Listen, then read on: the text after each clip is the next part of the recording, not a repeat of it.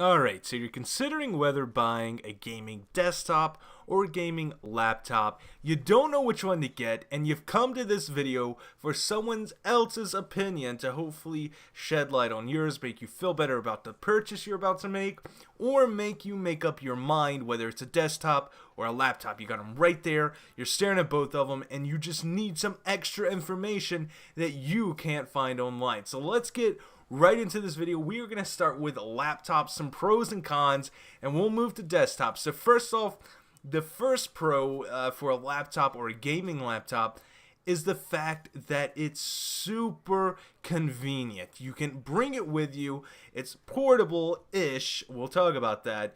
And it's something you just bring over to your friend's house, play a game, and just have some fun. You know, you don't have to worry about lugging around a big box and having your monitors with you and your keyboards and your mouse and all that stuff and worrying about setting it up, looking for extra plugins on the wall. Gotta get out that power strip. It's something you can bring with you and play. You possibly could even do this in school and impress all your friends. A next pro to a laptop is the fact that not only is it more cutting edge, it's kind of a cool thing to have. You know, not a lot of people have a gaming laptop, but it's something that is kind of like a staple. You can say, oh man, I got that Alienware, I have that MSI, or if you're fortunate enough to have a Razer Blade, you can pull that thing out and people will be envious, whether they're console players or PC players. They look at that and be like, you can play games on that. And all you gotta say is yes. So let's move on to some cons. And unfortunately, the cons outweigh the pros when it comes to gaming laptops. So first off, we're gonna talk about form factor. They're thick, and not the good kind of thick. They're super heavy, and it's pretty much like carrying around a brick with you everywhere you go. And I know some of you guys are like, yeah, but the Razer is just as thin as the new MacBook Pro, and it's a gaming laptop. Yes and no. The Razer Blade thermal throttles, and what that means is whenever you're gaming on that thing and you're putting the screen to use basically, and all your cores and your hard drive and your video card, thing heats up and it starts slowing down.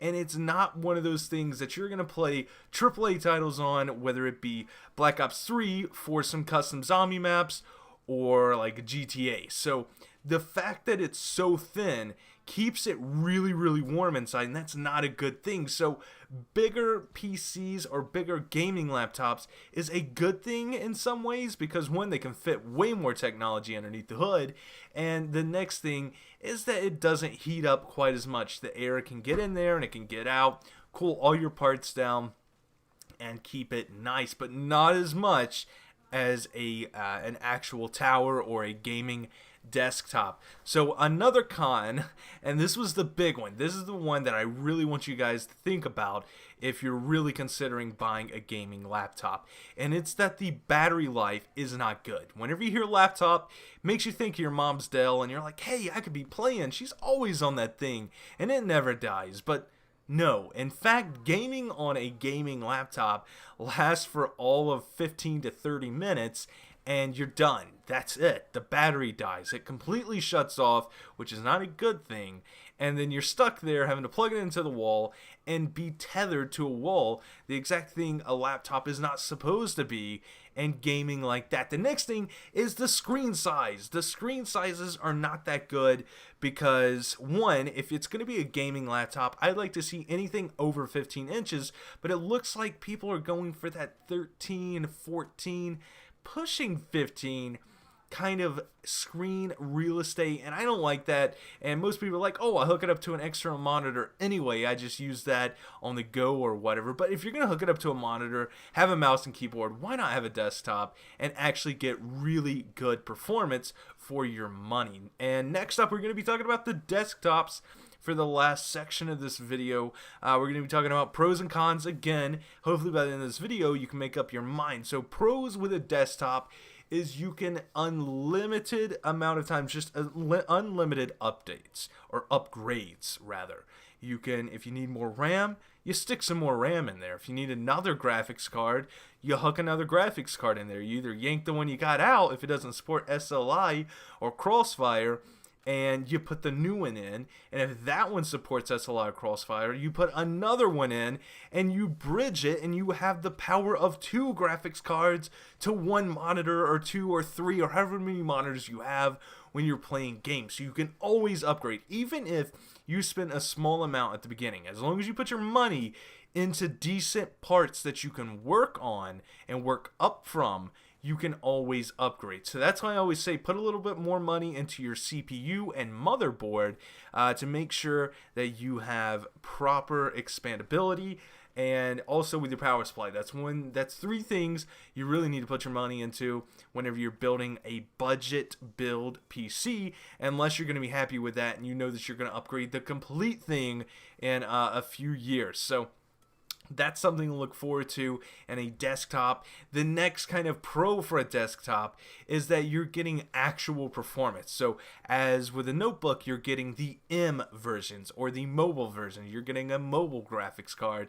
You're getting a mobile processor. And not all are like that. I do give that. I'll take that. But the majority out there are like that. You're getting the mobile GTX 980 or 960, 970, and it nowhere near stands up to what the performance is of that of the desktop version. And now let's move into the cons of having a desktop. And the number one thing is there is absolutely no portability. Right now, if someone's like, hey, bring your setup over to my house, set it up, and we'll do some videos or something, it would probably take me 3 or more hours to tear down my entire setup and get it into my car and then get going. And setting it all back up over there or somewhere else would probably take that much of time too, because I don't only take, well, I guess I'll leave that out. So let's just say about 2.5 hours. That would probably be my setup time, and that's just with 2 monitors and a desktop. And it's not even the fact that it's like, oh, you just unplug it and throw it in. It's all my cables are neatly organized, so you gotta deal with that too. You're not just gonna slap them back, and that's a con. And I can't really think of too many more cons for a desktop. I guess size. You don't want something bulky in your room, and you have to buy a monitor. You have to buy a keyboard, mouse. That all factors into the price. So hopefully you guys enjoyed this video. Hopefully you guys can make up your mind from this. I know I rambled a little bit, but I will see you tomorrow with a brand new video.